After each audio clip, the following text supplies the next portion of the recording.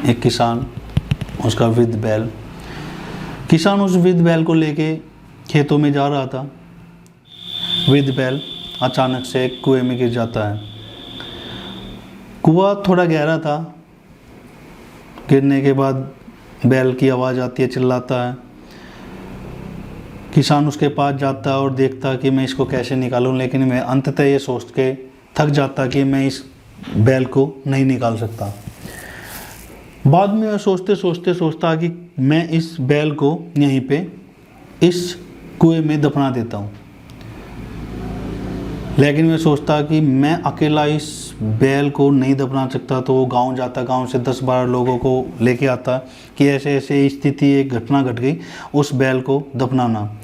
10-12 लोग आ जाते हैं। 10-12 लोग आने के बाद फावड़े से मिट्टी डालते हैं। जैसे पहले फावड़े से दूसरे फावड़े से मिट्टी डरती है तो बैल की आवाज़ आती है।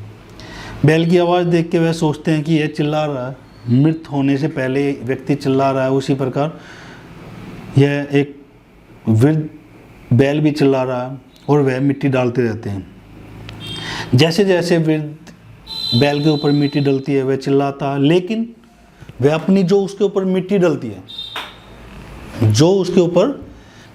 डलती है, उस मिट्टी को वो अपने पैरों से, अपने टांगों से हिला डुला के अपने नीचे ले आता है।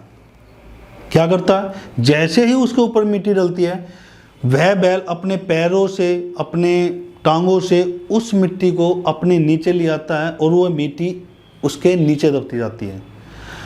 सभी 10-12 लोग मिट्टी डालते हैं, लेकिन वह किसी ना किसी स्थिति से हिल डुल के उस मिट्टी को अपने नीचे ले आता है। और 1 घंटे 2 घंटे बाद सभी सन्न रह जाते हैं, सभी आश्चर्यजनक रह जाते हैं कि आखिर ये हुआ कैसे। 1-1.5 घंटे के बाद वह मिट्टी जो वो डाल रहे थे, वह उस वृद्ध बैल के ऊपर नहीं बल्कि उस बैल के नीचे आ चुकी थी।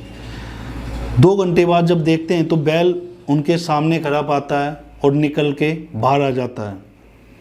वह बहुत चौंक जाते हैं कि जिस बैल को हम मृत समझ रहे थे, उस बैल के ऊपर हम अपनी मिट्टी खोद के डाल रहे थे, वह उस मिट्टी की सहायता से ऊपर आ जाता है और जीवित उस किसान के सामने खड़ा हो जाता है, जो किसान उसको मृत समझ बैठा था और उसको बिना किसी काम के समझ बैठा था और उसको जीवित होते हुए भी दफनाने की कोशिश कर रहा था।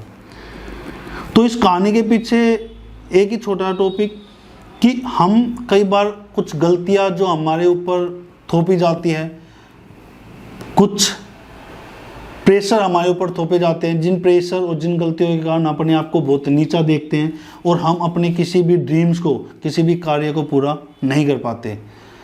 यह उसी प्रकार ये गलतियाँ, ये प्रेशर उस मिट्टी के प्रकार होती है। अगर हम उन गलतियों को, उस प्रेशर को अपने नीचे स्किप करके छोड़ दें और अपने टारगेट की तरफ ध्यान दें, तो हम अपने टारगेट से कभी भी हट नहीं सकते।